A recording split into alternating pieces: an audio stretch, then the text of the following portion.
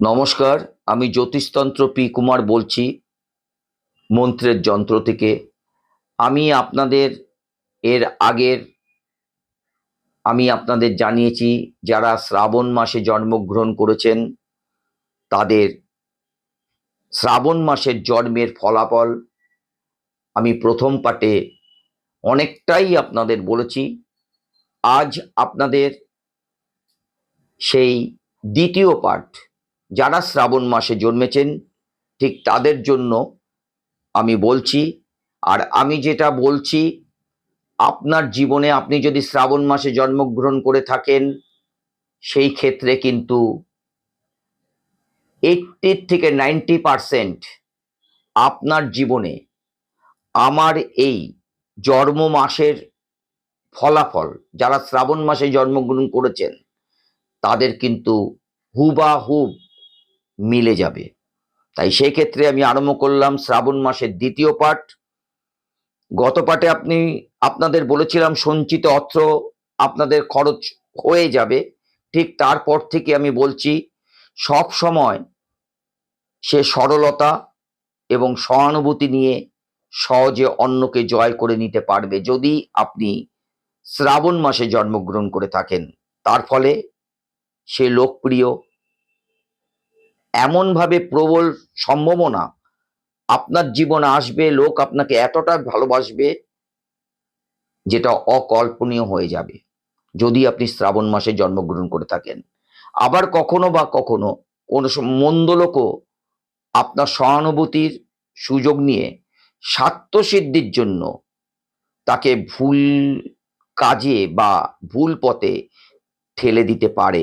তার ফলে জাতক দুর্নামই হতে পারে, মানে কিছু লোকের ইয়েতে পড়ে আপনি এমন কাজ করে ফেলবেন তাতে কিন্তু আপনার জীবনে কিন্তু দুর্নাম হতে পারে। আপনি যদি শ্রাবণ মাসে জন্মগ্রহণ করে থাকেন সেই জাতক সবসময় জাতকের নিজ কর্তব্য বিষয়ে খুব সতর্ক থাকা উচিত।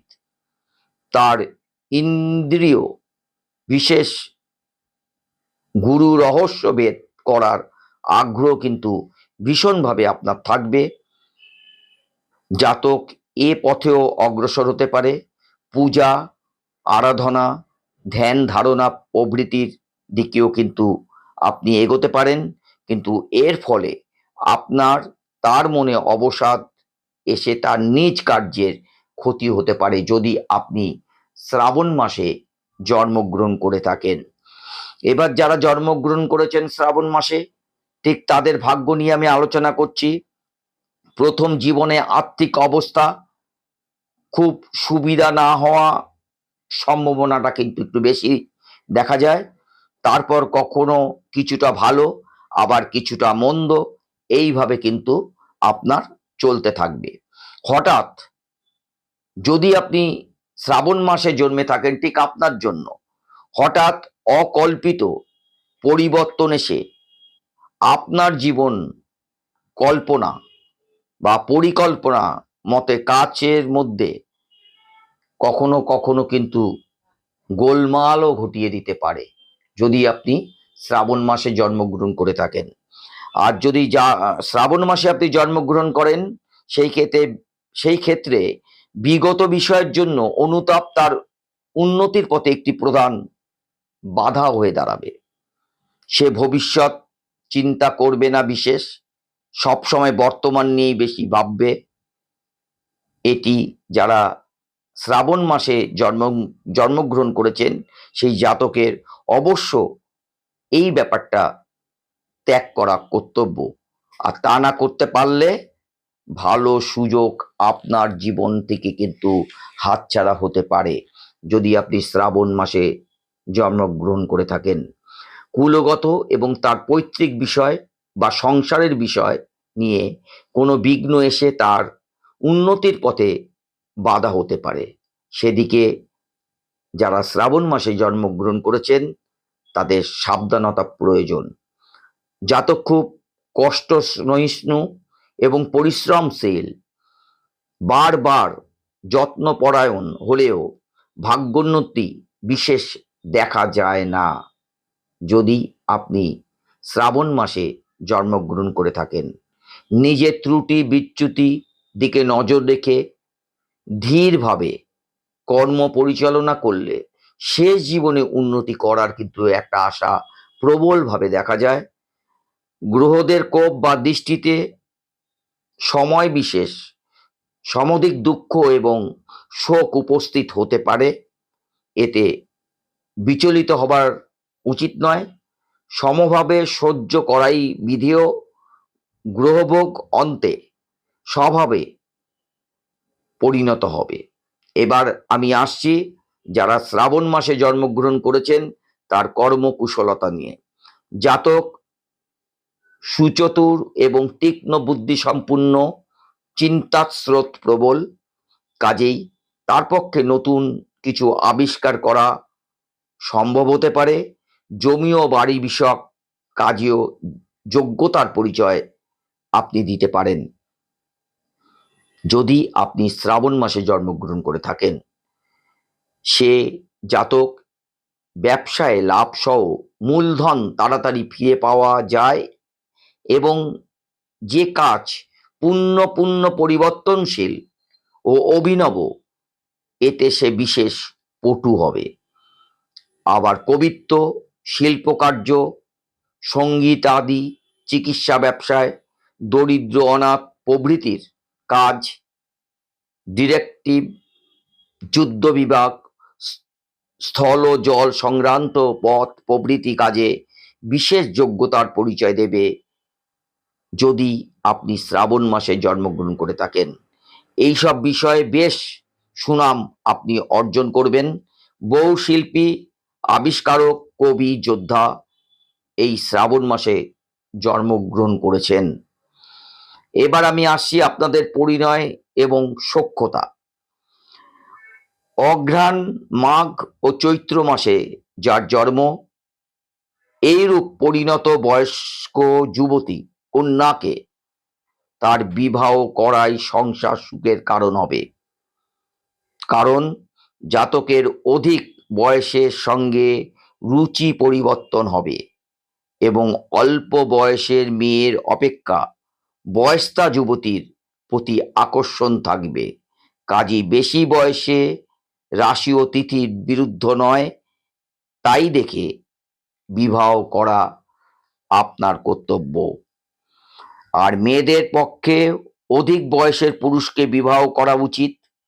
এতেই দাম্পত্য জীবন সুখময় হবে এবং পরস্পরের আকর্ষণ চিরস্থায়ী হবে। অবশ্য মাস, তিথি, রাশি উভয়ের বিরুদ্ধ না হয় তৎপ্রীতি লক্ষ্য রাখতে হবে।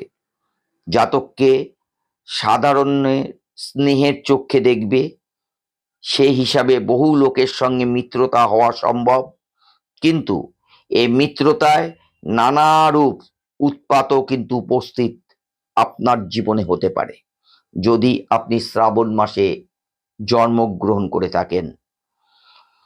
যেমন আজ যে মিত্র আছে, কাল সে শত্রু ভাবাপন্ন হয়ে অনিষ্ট সাধন করতে পারে যদি আপনি শ্রাবণ মাসে জন্মগ্রহণ করে থাকেন।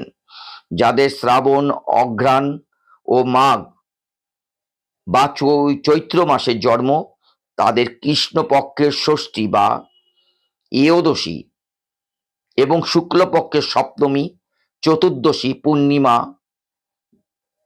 জাতক ব্যক্তির সঙ্গে বন্ধুত্ব আপনার হবে এবং পরস্পরের হিত সাধনের সচেষ্ট আপনি থাকবেন। এবার যারা শ্রাবণ মাসে জন্মগ্রহণ করেছেন তাদের দৈহিক অবস্থা নিয়ে আমি কিছু আলোচনা করছি।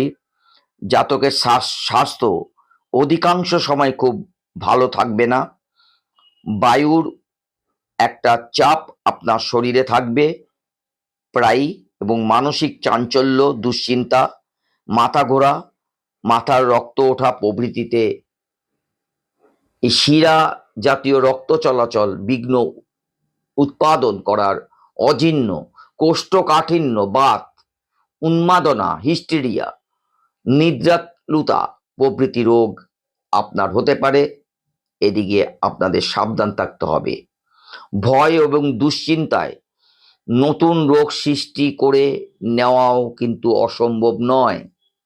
কাজেই দুশ্চিন্তা ও মানসিক সর্বপ্রকার অশান্তি পরিত্যাগ করে নিত্যকর্মে রত থাকা এবং অবসর সময় সৎসঙ্গ, সদ্গ্রন্থ পাঠ ও ভগবানের কাছে আত্মসমর্পণ করা সমস্ত ব্যাধি হতে পরিত্রাণ পাওয়ার একটা কিন্তু শ্রেষ্ঠ উপায়।